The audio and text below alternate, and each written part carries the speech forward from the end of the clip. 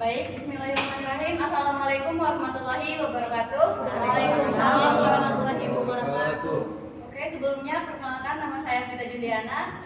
Jadi di sini kami akan mempresentasikan hasil diskusi kami dari kelompok 3 mengenai dampak perubahan iklim terhadap petani garam. Sebelumnya perkenalkan anggota kelompok saya. Di sebelah saya ada yang namanya Erika selaku operator. Kemudian Betari, pemateri pertama, ada Ade Putri, terus Iin Safitri, dan yang paling ujung Irmansyah. Langsung saja ke materinya, silakan disimak.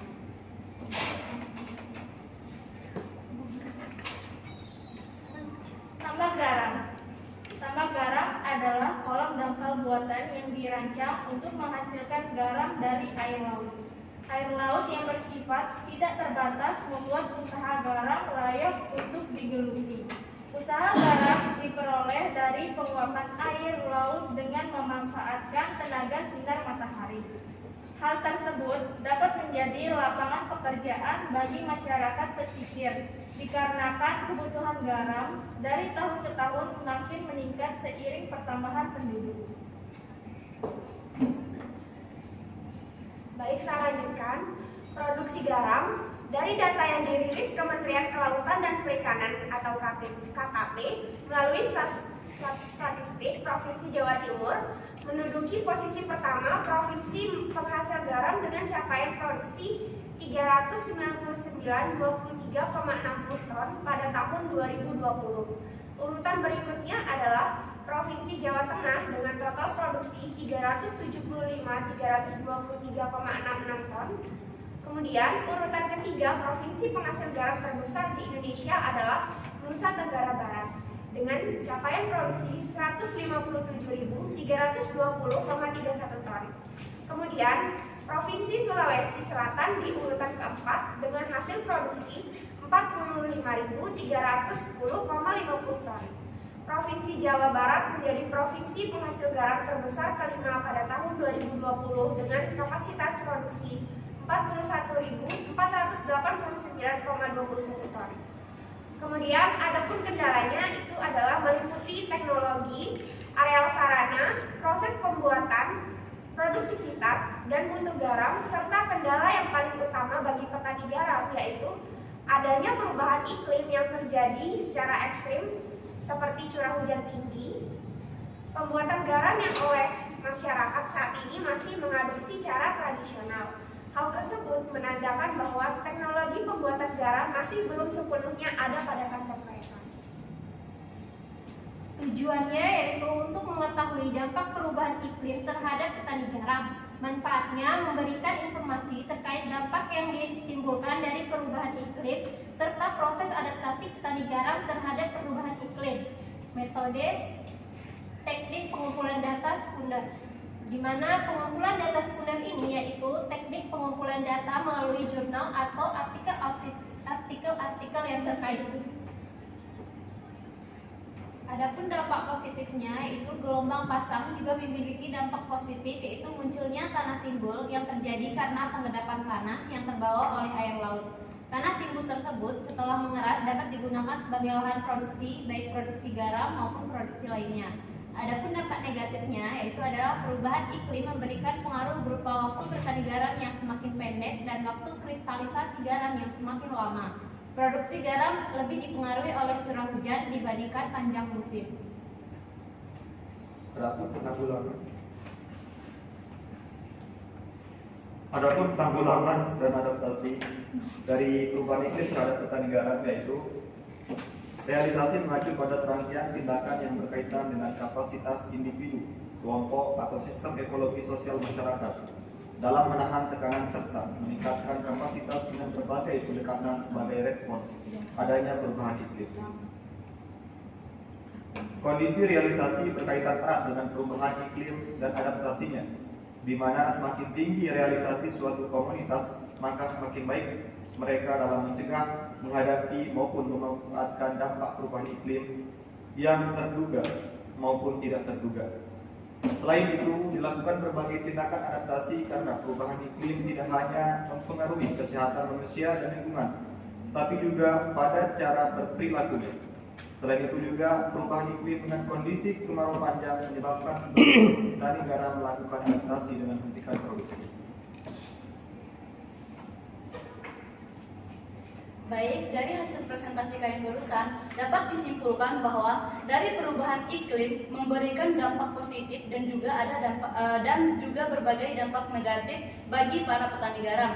Seperti tanah timbul menjadi dampak positif, sedangkan dampak negatifnya yaitu terjadinya kegagalan produksi garam dan menimbulkan kerugian yang cukup besar bagi masyarakat pesisir. Mungkin itu saja yang dapat kami sampaikan, lebih dan kurangnya kami mohon maaf. Dan sebelumnya di sini kami akan membuka sesi tanya jawab. Langsung saja untuk teman-teman yang ingin bertanya silakan untuk mengangkat tangan dan mengajukan namanya. Terima kasih. Mungkin yang bertanya juga. Ada yang ingin bertanya? Silakan, ada yang ingin bertanya? Baik, santun. Ya, Assalamualaikum warahmatullahi wabarakatuh. Waalaikumsalam warahmatullahi wabarakatuh. Sebelumnya terima kasih banyak atas waktunya. Saya ingin bertanya terkait pada slide pertama. Tadi ada kalimat yang kebutuhan garam dari tahun ke tahun makin meningkat seiring bertambahnya penduduk. Nah, terus pada tabel selanjutnya itu ada dikatakan dari data statistik mulai dari diurutkan dari pertama sampai ketiga. Nah, pertanyaan saya itu bagaimana sih cara menanggulangi produksi garam sehingga bisa turun di tahun 2020 itu turun sekali 41,4892 ton gitu. Bagaimana cara menanggulanginya atau cara menangani produksi dari garam tersebut? Sekian, terima kasih.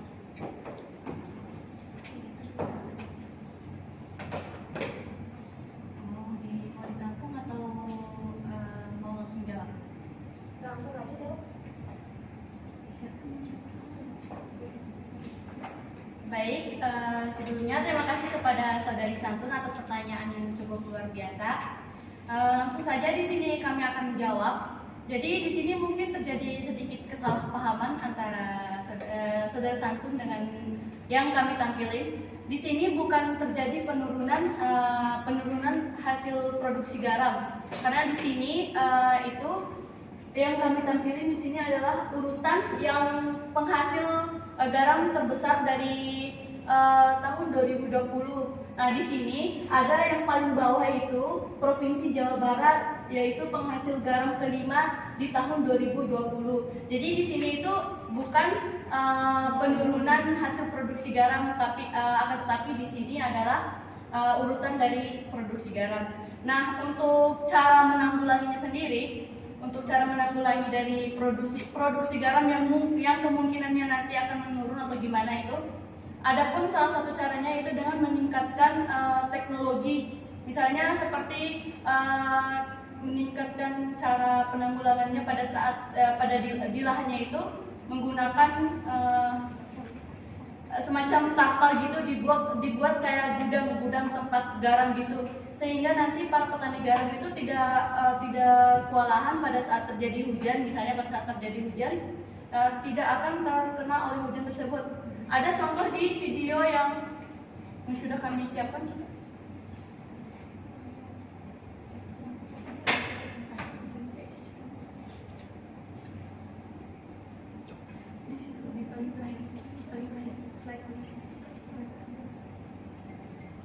Mungkin di sini teman-teman bisa melihat contoh.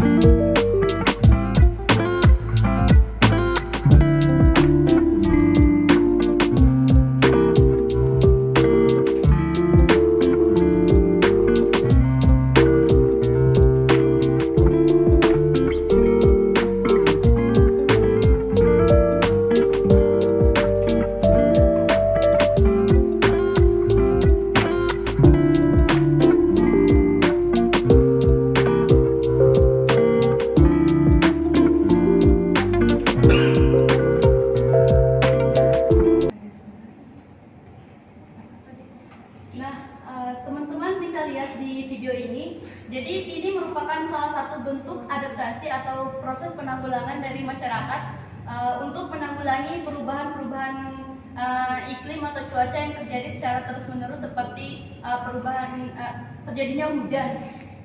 Jadi mereka akan membuat seperti gubuk yang tertera di video ini untuk menanggulangi risiko tersebut. Mungkin itu saja, mungkin dapat diterima oleh Saudari Santun. Iya, terima kasih banyak. Baik, selanjutnya Saudari Yuni, Iya. silahkan. Assalamualaikum warahmatullahi wabarakatuh. Saya Yuni Sniwati izin bertanya terkait dampak iklim terhadap produksi garam ya. Nah, di sini kan ada beberapa dampak iklim di dalam perairan atau perairan laut. Nah, salah satunya pada gelombang. Kira-kira ada nggak dampak gelombang terhadap produksi garam? Sekian itu aja. baik, terima kasih kepada Saudari Yuni atas pertanyaannya. Mungkin dari teman-teman ada yang mau menjawab? Saudara Irman,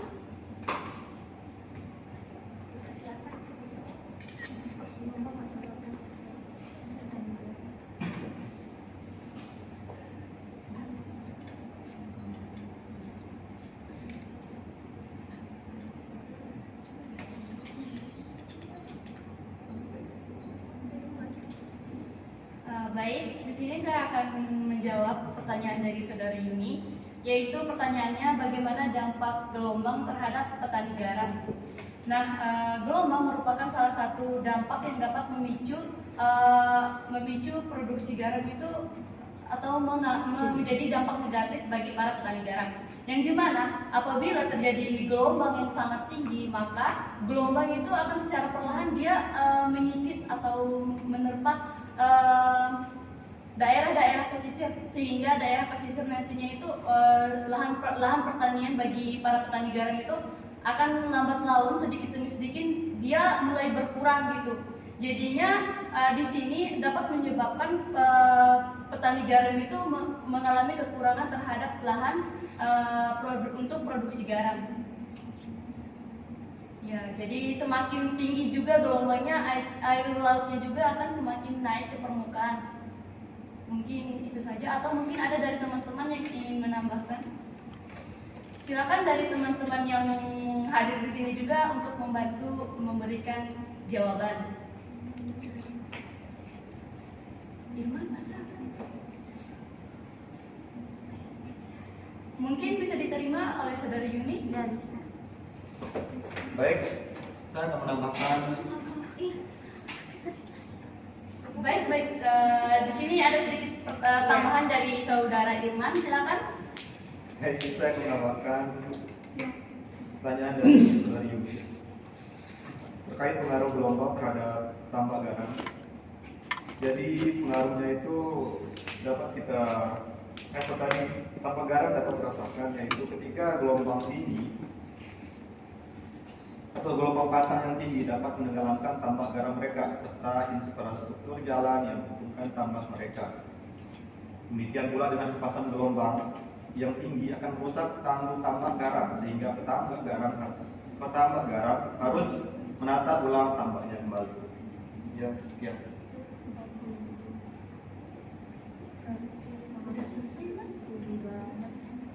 Baik, mungkin itu saja. Apakah ada pertanyaan lagi? Oke, karena sudah tidak ada pertanyaan, langsung saja kami akan menutup presentasi ini. Terima kasih.